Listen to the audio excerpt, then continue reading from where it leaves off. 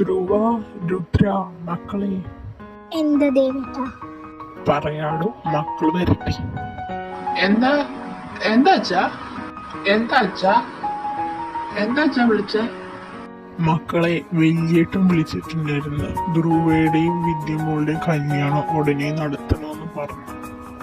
ഉടനെയോ? അതെങ്ങനാ? വിദ്യമോളുടെ ജാതകം നോക്കിച്ചപ്പോ ഉടനെ കല്യാണം നടത്തിയില്ലെങ്കിൽ പിന്നെ 8 കൊല്ലം കഴിഞ്ഞ് പറ്റുമെന്ന്. അതുകൊണ്ട് ഇവരുടെ കല്യാണം വേഗം നടത്താൻ വലിയേട്ടൻ പറഞ്ഞു. അതുകൊണ്ട് നമുക്ക് ഉടനെ നാട്ടിലേക്ക് പോവാം. ബട്ട് അച്ഛാ, എനിക്ക് വരാൻ പറ്റുമെന്ന് തോന്നുന്നില്ല. ഓഫീസിൽ കുറെ വർക്ക് ഉണ്ട്. രുദ്ര, ഇത് വളരെ ഇമ്പോർട്ടൻ്റ് ആയ കാര്യമാണ്. അതുകൊണ്ട് നീ വന്നേ പറ്റൂ. വർക്ക്സ് ഒക്കെ സ്റ്റാഫ്സ് ചെയ്തോളും. നീ ഞങ്ങളുടെ കൂടെ വന്നേ. ഒലക്ക, ഇനി ഞാൻ ആ പട്ടിക്കാട്ടിലോട്ട് പോണമല്ലോ. ഡാ, പെട്ടുവല്ലേ? പോടാ തെണ്ടി. അല്ല മോനെ, കോളടിച്ചല്ലോ. 10 വർഷത്തെ കാത്തിരിപ്പല്ലേ? അതെ, ഫൈനലി അവൾ എനിക്ക് സ്വന്തമാവാൻ പോകുന്നു. I am so happy. അയ്യോ, ഇവര് പെണ്ണ് കെട്ടാൻ പോയെന്ന് അറിഞ്ഞപ്പോ വട്ടായ. ശാരദേ, അവര് വന്നു. ദേവേട്ട, കേറി വാ. കേറി വാ ദേവ. ആ ഏട്ടാ, മക്കളെ കേറി വാ. ശ്രീദേവി, ചായ എടുക്കും. ആ ഏട്ടാ. അല്ല, അവളെവിടെ? തിന്നു കുടിച്ച് കിടക്കാൻ മാത്രമേ ഒക്കെ അറിയുള്ളൂ. വീട്ടിലെ പണി അവളുടെ ചത്തുപോയ തള്ള വന്ന് ചെയ്യൂ. ഏട്ടാ, ആ കുട്ടിക്ക് ഒരുപാട് ജോലി ചെയ്യാനുണ്ട്. ഞാൻ എടുക്കാൻ ചെയ്യാം. വേണ്ട, അവള് ചെയ്യേണ്ട ജോലി അവള് തന്നെ ചെയ്യണം. ശ്രീദേവി അവളെ വിളിക്ക്. ശരി ഏട്ടാ. മോളെ ദച്ചു. അമ്മായി, ഞാനിവിടെ പറയുന്നത് കേട്ടിരുന്നു. ഞാൻ ചായ ഉണ്ടാക്കിയതാ. അല്ല, കൊടുക്കാൻ ഇനി പ്രത്യേകം പറയണോ? ചേട്ടാ, ഈ മൈ ഓണ്ടല്ലോ, ആ കൊച്ചിനെ എന്തിനാ ഇങ്ങനെ ഇട്ട് വഴക്ക് പറയുന്നേ? ഒന്നും മിണ്ടാതിരി. ഇയാളെ ചെന്ന് 2 പൊട്ടിക്കട്ടെ. എനിക്കങ്ങോട്ട് കൈ ധരിച്ചിട്ട് വയ്യ. മിണ്ടാതിരിയടാ.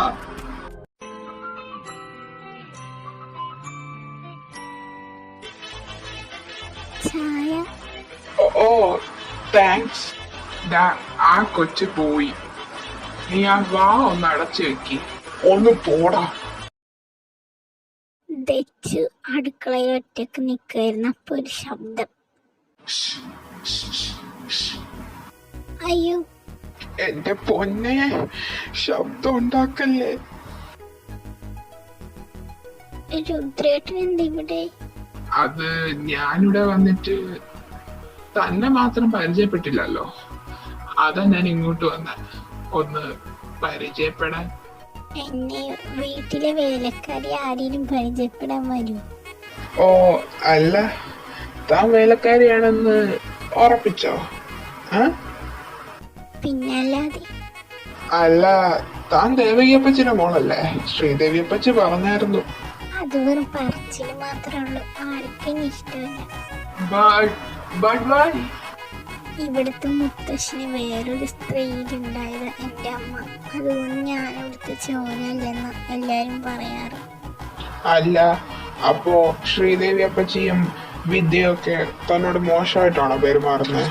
ഈ അനിരുദ്ധേട്ട, അവർക്ക് എന്നോട് വലിയ സ്നേഹം. പക്ഷെ വലിയ അങ്ങേരോട് പോവാൻ പറ. തനിക്ക് ഞാനില്ല. എന്താ? അല്ല, നമ്മളൊക്കെ ഇല്ലേന്ന്. മോനെ, നീ ആ പട്ടി സമ്മതിക്കൂല. ധ്രുവേട്ടൻ എന്തിവിടെ? ഒരു കോഴി പിടിക്കാൻ ഇറങ്ങിയതാ. കോഴി നിന്റെ മറ്റോട്. മോൻ വല്ലതും പറഞ്ഞായിരുന്നോ? ഏയ്, ഒരിക്കലും ഇല്ല. എടോ ദക്ഷ, ഞാൻ പോവാടോ. നാളെ കാണാം. So beautiful. എന്താ മോനെ? അല്ല, ഒരു ബട്ടർഫ്ലൈ എന്ന് പറഞ്ഞതാ. ഈ കിളവൻ എന്താ ഇത്ര അഹങ്കാരം? മോനെ, വല്യച്ഛനെന്ന് അങ്ങോട്ട് കുറച്ച് പണിയുണ്ട് കല്യാണത്തിന്റെ. ആ വല്യച്ഛ, കിളവ എവിടെങ്കിലും പോയി തോല. മയി. രുദ്രേട്ടൻ എന്തായിരുന്നു ചിന്തിക്കുന്നേ? ഒന്നുമില്ല, ഒരു കട്ടൂർപ്പിനെ തുരത്താനുള്ള വഴി ആലോചിക്കുമായിരുന്നു. എന്നിട്ട് കിട്ടിയോ? കിട്ടി. അല്ല, ഈ മുടി എന്തെങ്ങനെ നടക്കുന്നേ?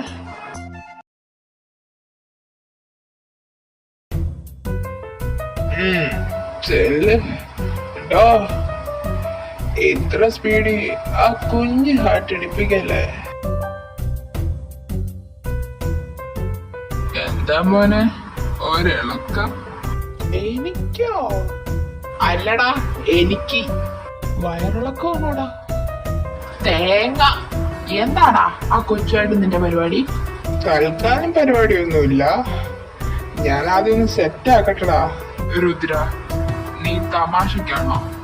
ആണേ വേണ്ട, അതൊരു പാവം കുട്ടിയാണ്. ഒന്നാമത് ഒരുപാട് അനുഭവിക്കുന്നുണ്ട് അത്. നിനക്ക് തോന്നുന്നുണ്ടോടാ എനിക്കിതൊരു തമാശയാണെന്ന്? എനിക്ക് അവളെ ഇഷ്ട, എന്തോ സംതിങ് സ്പെഷ്യൽ. എനിക്ക് അവളെ വേണം, എൻ്റെ ഭാര്യയായി, എൻ്റെ 16 മക്കളുടെ അമ്മയായി. 16? നീ കല്യാണമാണോ ഉദ്ദേശിക്കുന്നത്, അതോ വല്ല കൃഷിയുമാണോ? പോടാ, പോയി നിന്റെ പെണ്ണിനെ കാണും.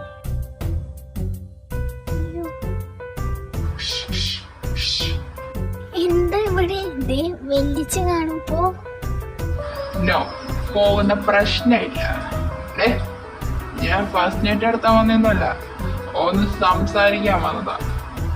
എനിക്കറിയാത്തൊന്നുമല്ലല്ലോ നിങ്ങളുടെ സംസാരം. ഓ, അപ്പൊ എന്റെ മോള് എന്തൊക്കെ പ്രതീക്ഷിക്കുന്നുണ്ടല്ലോ. അപ്പ ചേട്ടൻ ചുമ്മാ പോകുന്നത് ശരിയല്ല. വേണ്ട, അടുത്ത് വരരുത്, പോടോ. ഓ ശ്രീ ബേബി, എന്താ ഇങ്ങനെ? ഒന്നുമില്ലേ, ഞാൻ നിന്റെ ഭാവി കെട്ടിയാണല്ലേടി. ധ്രുവേട്ട, സോറി ബേബി.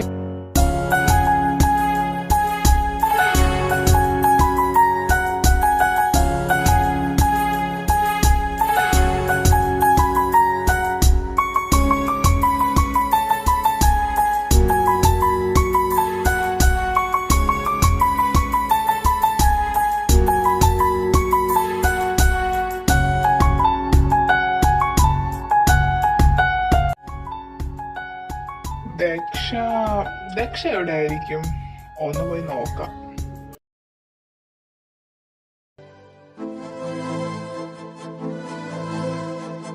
എന്തിനാണ് നീ ഇത് പൊട്ടിച്ചത്? വല്യമ്മ, ഞാൻ അറിഞ്ഞോണ്ടല്ല. പിന്നെ നീ അറിയാതെ പൊട്ടിച്ചതാണെന്ന് അത് വിശ്വസിച്ച് ഞാൻ അത്ര മണ്ടിയൊന്നുമല്ല. ഞാൻ വല്യമ്മ, സത്യമായിട്ട് ഞാൻ അറിഞ്ഞോണ്ടല്ല. വീണ്ടും കള്ളം പറയാനോടി അസത്യം. വല്യമ്മ എന്തേ കാണിക്കുന്നേ? ഇവളെ എന്തിനാ ഇങ്ങനെ ഇട്ട് അടിക്കുന്നേ? ഈ പാത്രം പൊടിച്ചതിനാണോ? ആണെ ഞാൻ വാങ്ങിത്തരാം ഇതുപോലത്തെ ഒരു 100 എണ്ണം. നീ ഒന്നും മിണ്ടായില്ലേടി? വല്യമ്മ, ഇവക്കാരും ചോദിക്കാനും പറയാനും ഇല്ലെന്ന് നിങ്ങൾക്കൊരു വിചാരം ഉണ്ടെങ്കിൽ അതങ്ങ് മാറ്റി വെച്ചേക്ക്. ഇവക്ക് ചോദിക്കാനും പറയാനും ഞാനുണ്ട്. ഞാൻ മരിക്കുന്നത് വരെ ഞാൻ കാണും. വല്യമ്മ ഒന്നും പറയണമെന്നില്ല. ഇനി മേല ഇവിടെ ദേഹത്ത് നിങ്ങളുടെ കൈ വീണ പിന്നെ ആരെ അടിക്കാൻ ആ കൈ പൊങ്ങൂല. ദക്ഷ, നീ വാ. രുദ്രേട്ട എന്തിനാ അങ്ങനെയൊക്കെ പറഞ്ഞു? പിന്നെ ഞാൻ എന്ത് വേണമായിരുന്നു? മിണ്ടാതിരിക്കണമായിരുന്നു. അതിനെനിക്ക് പറ്റില്ല. എന്തുകൊണ്ട്? Because I love you Daksha. എന്താ മനസ്സിലായില്ല? എനിക്ക് നിന്നെ ഇഷ്ടമാണെന്ന്. രുദ്രേട്ടൻ എന്ത് പ്രാന്തി പറയണേ? ഇതൊന്നും ശരിയാവൂല. അതെന്താ ശരിയാവാത്ത? കോപ്പേ, എനിക്ക് നിന്നെ കൊണ്ടുപോകാൻ നിന്റെ സമ്മതം പോലും വേണ്ട. പൊക്കെടുത്തോണ്ട് പോവാൻ എനിക്ക് അറിയാം. രുദ്രേട്ടാ, എന്താണ് ചക്കര? ഓ, നാണമൊക്കെ വരുമോ എന്റെ കൊച്ചിന്? അങ്ങ് പോ രുദ്രേട്ടാ. എന്റെ ദക്ഷ, നിനക്കെന്നെ ഇഷ്ടമാണോ? ആരെയും പേടിക്കാതെ സത്യസന്ധമായിട്ട് പറയണം. ഉം? അത് എനിക്ക് ഇഷ്ടക്കുറവൊന്നുമില്ല. അപ്പോ ഇഷ്ടാണല്ലേ? ഉം? അതൊക്കെ അങ്ങ് ഊഹിച്ചെടുത്തോ, ഞാൻ പോവാ. അങ്ങനങ്ങ് പോയാലോ? അവിടെ നിക്ക് ദക്ഷ. രുദ്രേട്ട വേണ്ട വല്യച്ഛൻ. കൊണ്ടേ നിനക്ക് എന്താടി മൂട് കളയാനായിട്ട്? അതിന് ഞാൻ എന്തോ ചെയ്തു? ഈ ക്യൂട്ട്നെസ് ആണ് മനുഷ്യന്റെ കൺട്രോൾ കളയുന്നത്. എന്താ? ഒന്നുമില്ല, ഒരു കാര്യം തരട്ടെ. എന്താ? അത് തരും പറഞ്ഞ പോരെ? മിഠായാണോ? അല്ല, വേറൊരു സാധനം.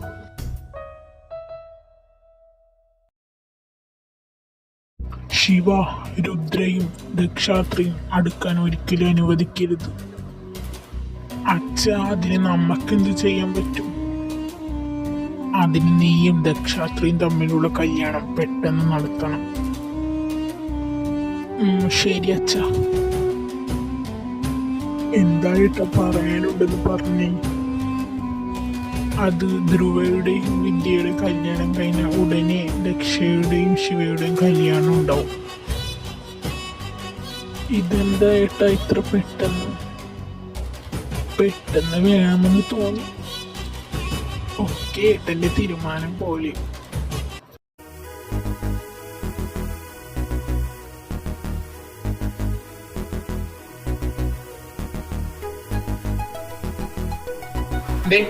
ഒന്ന് പെട്ടെന്ന് വാ, ടൈം ഒട്ടും കളയാനില്ല. ഓലക്ക ഒന്ന് പോടോ. എന്താടി? എന്റെ പൊന്ന് ധ്രുവേട്ട, നിനക്ക് വട്ടാണോ? 24 മണിക്കൂർ ഈ ഒരു കാര്യം തന്നെയല്ലേ ഉള്ളൂ. ഇതൊരു കലയാണ്. നീ പെട്ടെന്ന് ഇങ്ങോട്ട് വന്നേ. എനിക്ക് മാരേജ് കഴിഞ്ഞ ഉടനെ കൊച്ചുങ്ങൾ വേണം. അയ്യോ, ദൈവരാജനെ കൊല്ലാൻ കൊണ്ടുപോണേ.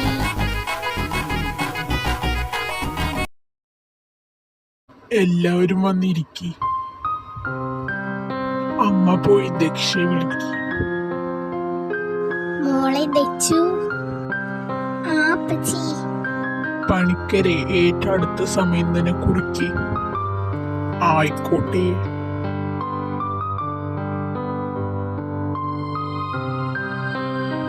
അയ്യോ മോളെ.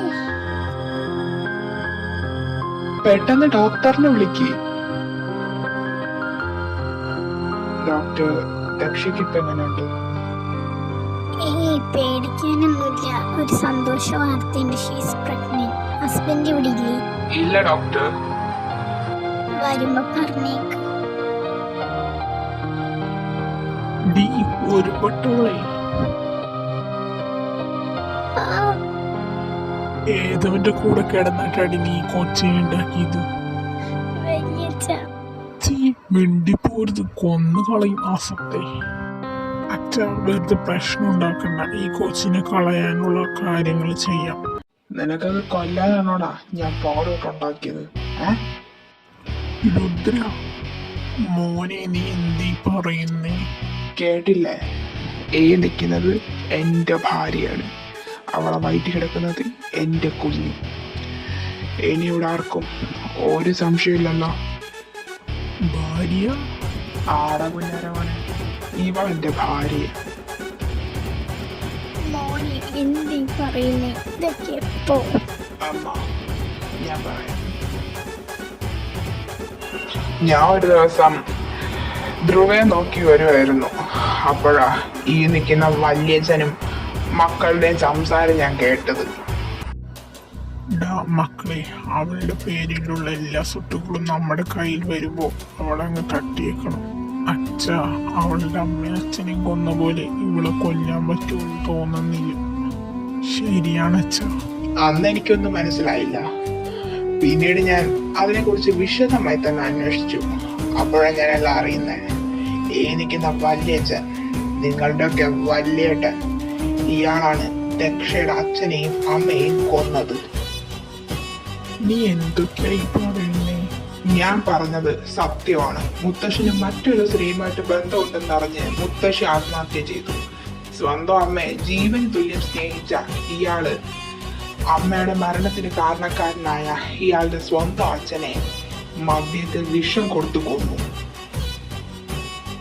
എന്നിട്ടും ഇയാളുടെ ഉള്ളിലെ പക തീർന്നില്ല. ഇയാൾ പിന്നീട് പലവട്ടം ദേവകി അപ്പച്ചിയെ കൊല്ലാൻ നോക്കി. തന്റെ അച്ഛന് മറ്റൊരു സ്ത്രീയിലുണ്ടായ മകളെ ഇയാൾ ഒട്ടും സ്നേഹിച്ചിരുന്നില്ല. ഏത് വിധേനയും ദേവകി അപ്പച്ചിയെ കൊല്ലണം എന്നായിരുന്നു ഇയാളുടെ ഉള്ളിലെ ആഗ്രഹം. അങ്ങനെ ഇയാൾ പലതവണ ദേവകി അപ്പച്ചിയെ കൊല്ലാൻ ശ്രമിച്ചു. പക്ഷെ അതെല്ലാം പരാജയപ്പെട്ടു. ഇതേ ടൈമിലാണ് ദേവകി അപ്പച്ചി വിശ്വാങ്ങളും പ്രണയത്തിലാണെന്ന് ഇയാൾ അറിയുന്നത്. ഇത്രയും കോടീശ്വരനായ വിശ്വാങ്കള് ദേവകി അപ്പച്ചിയെ പ്രണയിക്കുന്നെന്ന് അറിഞ്ഞപ്പോ സ്വത്തിനോടും പണത്തിനോടും ആർത്തിമൂത്ത ഇയാള് അത് മുതലാക്കാൻ ശ്രമിച്ചു. ദേവകി അപ്പച്ചിയെ സ്നേഹം നടിച്ച് വീട്ടിലേക്ക് കൊണ്ടുവന്നു. സ്വന്തം പെങ്ങളെ പോലെ സ്നേഹിച്ചു. അവരുടെ വിവാഹം ഇയാൾ മുന്നിൽ നിന്ന് നടത്തിക്കൊടുത്തു. എന്നിട്ട് അയാൾ എന്താ ചെയ്തത് നിങ്ങൾക്കറിയോ? ദക്ഷ ജനിച്ച് കൃത്യം 6 മാസം കഴിയുമ്പോ മുംബൈക്ക് ഒരു മീറ്റിങ്ങിന് പോയ വിശ്വാങ്കളിനെ ഇയാളും ഇയാളുടെ ആൾക്കാരും ചേർന്ന് കൊന്ന് കൊക്കയിൽ തള്ളി. അടുത്ത ലക്ഷ്യം ദക്ഷയായിരുന്നു. പക്ഷെ ആ ടൈമിലാണ് ഇയാളത് അറിയുന്നത്. വിശ്വാങ്കന്റെ കോടികൾ വില മതിക്കുന്ന സ്വത്തുക്കളുടെ ഏക അവകാശി ദക്ഷയാണെന്ന കാര്യം. അത് ഇയാൾക്ക് സ്വന്തമാക്കണമെങ്കിൽ ഇയാളുടെ ഏതെങ്കിലും ഒരു മകൻ ഇവളെ കല്യാണം കഴിക്കണം. എന്നാൽ മാത്രമേ ഈ സ്വത്തുക്കള് നിയമപരമായിട്ട് ഇയാൾക്ക് കൈക്കലാക്കാൻ കഴിയും. ഒരു വഴിയില്ലാത്ത ഇയാള് ദക്ഷയെ വളർത്തി ഒരാടിനെ പോലെ. ആട്ടും തുപ്പും മാത്രമായിരുന്നു അവക്ക് ഇയാൾ കൊടുത്തിരുന്നത്. എങ്ങനെങ്കിലും ഇവളും ശിവയും തമ്മിലുള്ള വിവാഹം നടക്കണമായിരുന്നു ഇയാൾക്ക്. എന്നിട്ട് സ്വത്തുക്കളൊക്കെ സ്വന്തമാക്കി കഴിയുമ്പോ ദക്ഷയെ കൊന്നു തള്ളണം. ഇതായിരുന്നു ഇയാളുടെ പ്ലാൻ. പക്ഷേ എന്ത് ചെയ്യാനാ, അതിനൊക്കെ മുന്നേ ഞാൻ അതറിഞ്ഞു. പിന്നീട് അങ്ങോട്ട് എല്ലാം ഒരു പ്ലാനിങ് ആയിരുന്നു. എന്റെയും ധ്രുവയുടെയും വിദ്യയുടെയും. അതനുസരിച്ചാ പിന്നെ അങ്ങോട്ട് കാര്യങ്ങൾ നടന്നത്. ധ്രുവയുടെയും വിദ്യയുടെയും വിവാഹത്തിന് കൃത്യം 5 ദിവസം മുന്നേ ഇവിടുത്തെ ക്ഷേത്രത്തിൽ വെച്ച് ഞാൻ ദക്ഷയെ താലി ചാർത്തി. അവള് ആദ്യം സമ്മതിച്ചിരുന്നില്ല. നമ്മൾ ചെയ്യുന്നത് തെറ്റാണ്, ചതിയാണ് എന്നൊക്കെ പറഞ്ഞ് പിന്മാറാൻ ശ്രമിച്ചു. പിന്നെ ഈ വലിയ വീരസാഹസ്യ കഥകളൊക്കെ പറഞ്ഞപ്പോ അവൾക്കും തോന്നി ഇയാളോട് എത്ര നെറുകേട് കാണിച്ചാലും ഇയാളുടെ നെറുകേട് എത്രയും വരും. അങ്ങനെ ഈശ്വരൻ സാക്ഷിയായി എന്റെ ചേട്ടത്തിനെ മുന്നിൽ വെച്ച് ഞാനിവിടെ താലി ചാർത്തി. പിന്നെ വെറുതെ താലി ചാർത്തി പോരല്ലോ. അതുകൊണ്ട് പിന്നെ ബാക്കി കാര്യങ്ങളൊന്നും വെച്ച് താമസിപ്പിക്കാൻ എനിക്ക് തോന്നിയില്ല. അതുകൊണ്ട് തന്നെ അന്ന് രാത്രി 12 മണിക്ക് ഞങ്ങളുടെ ബസ് നടന്നു. അപ്പോ ഇപ്പൊ എല്ലാവർക്കും മനസ്സിലായി കാണുമല്ലോ ഇവളുടെ വയറ്റിൽ കിടക്കുന്ന കൊച്ചെങ്ങനെ വന്നു, അത് ആരുടെ, എപ്പോ, എവിടെ വെച്ച് എല്ലാം മനസ്സിലായല്ലോ അല്ലേ? ഇത് കൂടുതൽ ഞാൻ എങ്ങനെ വിശദീകരിക്കുന്നേ? എന്നെ കൊണ്ട് ഇത് പറ്റും. അപ്പൊ നീ എല്ലാം അറിഞ്ഞല്ലേ? എന്നാ നീ ഒരു കാര്യം കേട്ടോ, നിങ്ങൾ രണ്ടുപേരും ഒരുമിച്ച് ജീവിക്കാൻ ഞാൻ അനുവദിക്കില്ല. ആണോ? അല്ല, അതിന് നിങ്ങളിവിടെ ഉണ്ടെങ്കിലല്ലേ? നിങ്ങളെ കൊണ്ടുപോകാനുള്ള ആൾക്കാര് ഇപ്പൊ വരും. ആഹാ, വല്യച്ഛനുള്ള വണ്ടി വന്നല്ലോ. വെല്ലുച്ച ടാറ്റ, പോയിട്ട് വരേ.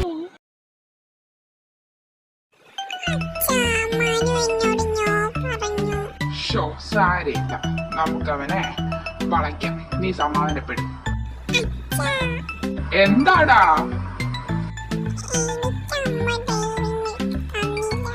പോട്ടെ, ഡാഡി വാങ്ങിത്തരാം കേട്ടാ. നിനക്കിനി എന്താടാ? തോക്കല്ലടാ, കിണ്ടി തരാം. ചേർക്ക, നിനക്കെന്നോട് പുച്ഛമാണല്ലേ?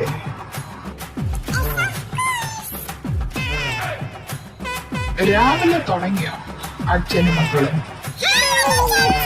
എന്റെ പൊന്നു മക്കളെ കൊല്ലരുത്.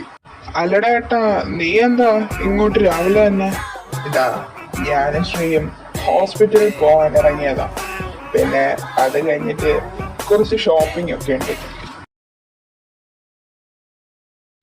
ഏട്ടാ, കല്യാണം കഴിഞ്ഞിട്ട് 5 വർഷമായില്ലേ? എന്നിട്ട് ഇപ്പോഴാ അവന് ആദ്യത്തെ കുട്ടി ഉണ്ടാവാൻ പോകുന്നത്.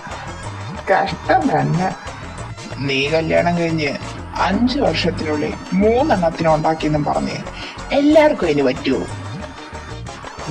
അതാണ് കഴിവ്.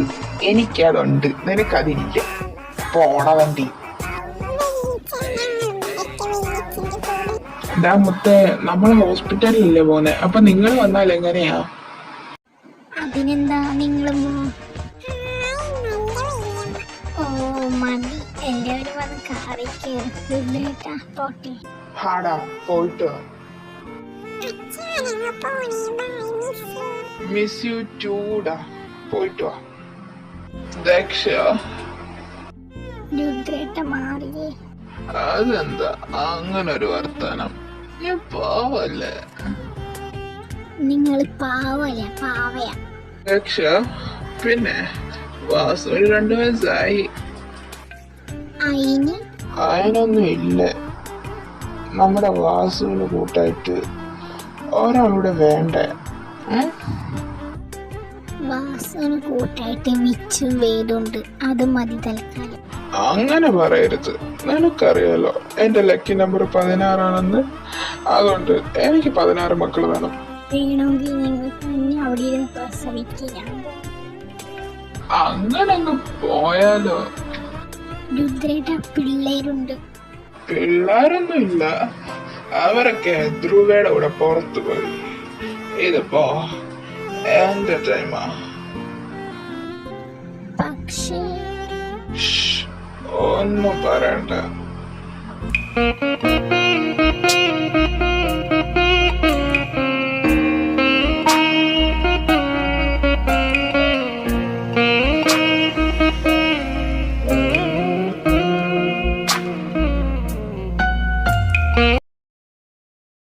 ഹലോ, എന്താടാ?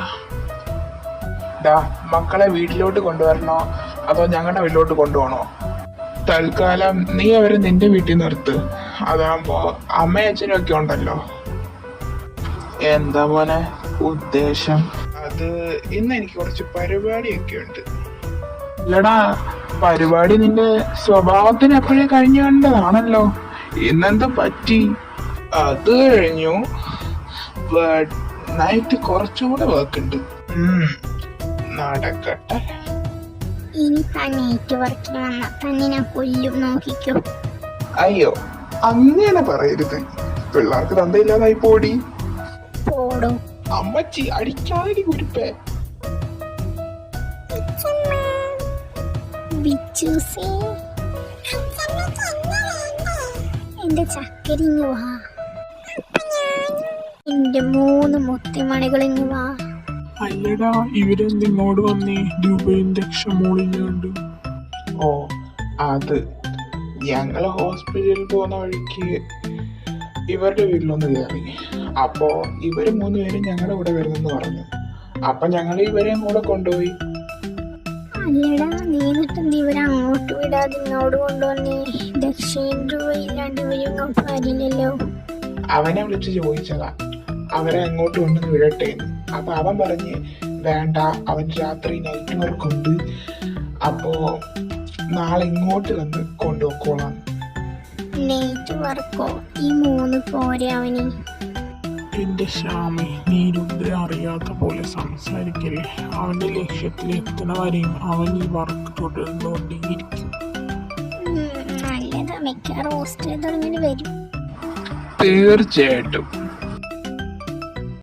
രുദ്രേട്ടാ, മനുഷ്യ തമ്പ് മക്കളെ വിളിച്ചോണ്ട് വാ. മക്കളെയോ? മക്കളെ നാളെ വിളിച്ചോണ്ട് വന്നാ പോരെ? എനിക്ക് വർക്ക് ചെയ്ത് മതിയായില്ല. പോടോ, പഞ്ചായത്ത് കിണറൊന്നുമല്ല, തനിക്ക് തോന്നുമ്പോ വർക്ക് ചെയ്യാം. പാവന്റെ നടു. ഞാൻ തടവി തരാടി. പോയി കൊച്ചിനെ വിളിക്കടോ. എനിക്ക് കിട്ടിയത് ഈ അൺറൊമാൻറ്റിക് സാധനത്തിനെയാണല്ലോ എന്റെ മഹാദേവ. ആഹാ, വന്നില്ല ചക്രമണികൾ. അവര് മാത്രല്ല, നിന്റെ കെട്ടിയോനുണ്ട് കൂടെ. എന്നെ കൂടെ ഒന്ന് പരിഗണിച്ചാൽ കൊള്ളാം.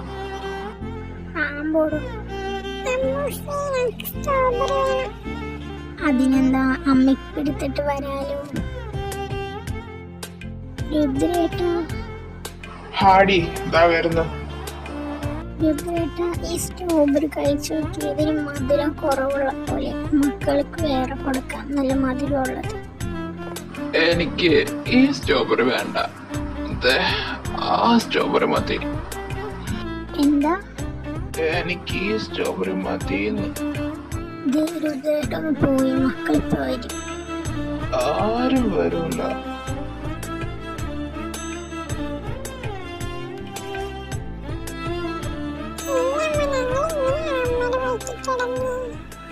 ആടപ്പണി.